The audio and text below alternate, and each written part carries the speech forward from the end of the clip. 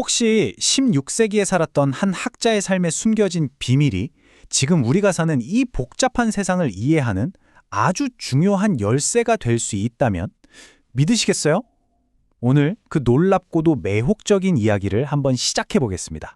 자, 이 이야기는요, 한국 역사상 가장 존경받는 사상가 중 한 명이죠. 바로 퇴계 이황을 둘러싼 아주 오래된 수수께끼에서부터 시작됩니다. 퇴계 이황 하면 어떤 이미지가 떠오르세요?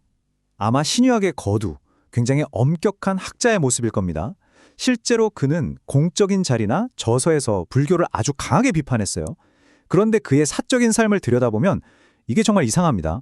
그가 공적으로는 그렇게 비판했던 불교 사찰에서 시간을 보내고 심지어 스님들과 아주 깊은 우정을 나누기까지 했거든요. 아니, 어떻게 이럴 수가 있죠? 겉과 속이 다른 위선자였을까요? 아니면 이 앞뒤가 맞지 않는 듯한 모습 뒤에 우리가 뭔가 놓치고 있는 더 깊은 진실이 숨어 있는 걸까요? 이 질문이야말로 수세기 동안 수많은 역사가들을 정말 골치 아프게 만든 미스터리였습니다. 그런데 말이죠, 이 미스터리를 풀 수 있는 결정적인 단서는 그가 남긴 수많은 책이 아니라 놀랍게도 그가 자기 자신을 위해 직접 쓴 묘비명, 그 짧은 글귀 안에 숨어 있었습니다. 근심 속에 즐거움이 있고 즐거움 속에 근심이 있다. 이게 무슨 뜻일까요? 이건 세상을 보는 아주 놀라운 관점을 보여줍니다. 슬픔과 기쁨처럼 서로 완전히 반대되는 것들을 따로 떨어진 개념으로 보는 게 아니라 사실은 서로가 서로의 안에 깊숙이 연결된, 본질적으로는 하나라는 세계관인 거죠. 사실 이 생각은 불교의 핵심 원리인 연기와 맞닿아 있습니다. 연기라는 건 말 그대로 모든 것은 다른 무언가에 의존해서 일어난다는 뜻이에요. 세상에 홀로 존재하는 건 아무것도 없고 모든 게 수많은 조건들이 거미줄처럼 얽히고 설켜서 잠시 나타났다가 사라지는 현상이라는 거죠. 이 관점을 딱 장착하는 순간 세상을 향한 우리의 질문 자체가 완전히 달라집니다.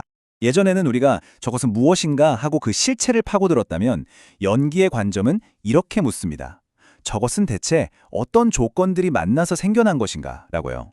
그러니까 고정된 정체성보다는 그 상황을 만들어내는 역동적인 관계와 조건에 집중하게 되는 겁니다. 퇴계는 이걸 머리가 아니라 마음으로, 직관적으로 이해했던 것 같아요. 그러니까 불교라는 교리는 비판할 수 있지만 그 교리를 믿는 사람들, 그리고 그들과 맺고 있는 관계의 소중함은 버릴 수 없었던 거죠. 이 모든 게 연결되어 있다는 걸 알았으니까요. 이건 위선이 아니었습니다. 유학자, 불교 같은 딱딱한 이름표를 넘어선 세상의 본질에 대한 훨씬 더 깊은 이해였던 겁니다.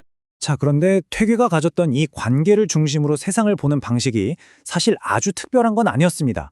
놀랍게도 동서고금을 막론하고 인류는 이 복잡한 현실을 이해하기 위해서 늘 관계의 지도라는 걸 그려왔거든요. 불교에서부터 아주 오래된 동양 철학, 그리고 심지어 최첨단 데이터 과학까지 이름과 형태는 달랐지만 그 본질은 전부 같았습니다. 첫 번째 지도는 우리가 방금 살펴본 불교의 연기입니다. 세상 만물이 서로 어떻게 영향을 주고받으며 존재하는지를 보여주는 거대한 관계의 그물망, 그게 바로 연기라는 지도죠. 두 번째 지도는 훨씬 더 오래전으로 거슬러 올라갑니다. 바로 고대 동양의 지혜가 담긴 주역이라는 지도예요. 주역은 64개의 독특한 상징을 이용해서 계속해서 변하는 시간과 상황 속에서 지금 내가 어떤 관계의 흐름 속에 있는지를 알려주는 아주 독특한 지도라고 할 수 있습니다. 그리고 마지막 세 번째 지도는 정말 놀랍게도 21세기 최첨단 데이터 과학에서 찾을 수 있습니다. 바로 온톨로지라고 불리는 기술인데요.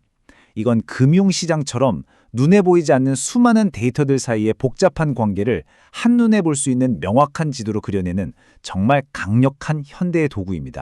연기, 주역, 온톨로지, 이름도 다르고 시대도 다른데 이 지도들이 대체 어떻게 똑같은 방식으로 복잡한 세상을 이해하게 도와준다는 걸까요? 그 작동 원리를 한번 들여다보죠. 예를 들어 주역을 한번 볼게요. 주역은 어떤 상황을 그냥 하나로 보지 않고 6단계의 흐름으로 쪼개서 봅니다. 모든 일에는 맨 처음 시작이 있겠죠. 그리고 세상 밖으로 나아가면서 여러 과정을 겪고 그러다 보면 필연적으로 긴장과 갈등이 생깁니다. 그러다 마침내 중대한 결단을 내려야 하는 순간이 오고 그 결정을 통해 중심적인 권위를 얻기도 하죠. 하지만 영원한 건 없잖아요. 정점에 이르면 결국 새로운 전환을 맞이하게 됩니다. 여기서 중요한 건 나는 누구인가가 아니라 이 흐름 속에서 나는 지금 어디에 있는가를 아는 거예요. 자, 그럼 현대의 온톨로지는 어떨까요? 본질은 완전히 똑같습니다. 단지 주요계 상징 대신에 데이터를 사용할 뿐이에요. 온톨로지는 수많은 데이터를 노드라는 점으로 찍고 그 점들 사이의 관계를 엣지라는 선으로 이어서 거대한 관계의 지도를 그려내는 거죠. 예를 들어 복잡한 금융시장을 분석한다고 해볼까요? 그럼 금리 변동, 시장 심리지수, 새로운 규제 뉴스 같은 핵심적인 데이터들이 지도 위에 찍히는 점, 바로 노드가 되는 겁니다. 하지만 이 지도의 진짜 힘은 점들을 잇는 선, 즉 엣지의 성격을 아주 세밀하게 정의하는 데서 나옵니다. 그냥 두 데이터가 비슷하게 움직이는 건지, 상관관계, 아니면 하나가 다른 하나의 명확한 원인이 되는지, 인과관계, 혹은 서로의 효과를 눈덩이처럼 불리는 관계인지, 증폭, 같은 것들을 구분하는 거죠. 결국 핵심은 그냥 연결되어 있다는 사실이 아니라 어떻게 연결되어 있는지를 아는 겁니다. 자, 여기까지 이야기를 종합해보면 정말 신기한 결론에 이르게 됩니다. 16세기에 살았던 한 학자, 수천 년 전의 고대지에서, 그리고 21세기의 최첨단 데이터 도구가 결국 모두 똑같은 곳을 가리키고 있다는 사실 말이죠. 진짜 중요한 건 주역이냐 온톨로지냐 하는 특정 도구를 선택하는 게 아닙니다. 그보다 훨씬 더 중요한 건 세상을 개별적인 것들의 합이 아니라 하나의 거대한 관계의 그물로 바라보는 그 관점, 그 마음가짐을 갖는 것입니다. 결국 이 모든 지도들은 우리에게 정답을 알려주기 위해 존재하는 게 아닙니다. 그보다는 그 정답을 찾으려는 우리 자신의 마음 상태를 비춰주는 거울에 가깝다고 할 수 있죠. 이 복잡한 세상 속에서 내 생각이 지금 어디를 헤매고 있는지, 어떤 관계를 놓치고 있는지를 명확하게 보여주는 도구인 셈입니다. 그렇다면 마지막으로 이 질문을 여러분께 던져보고 싶습니다.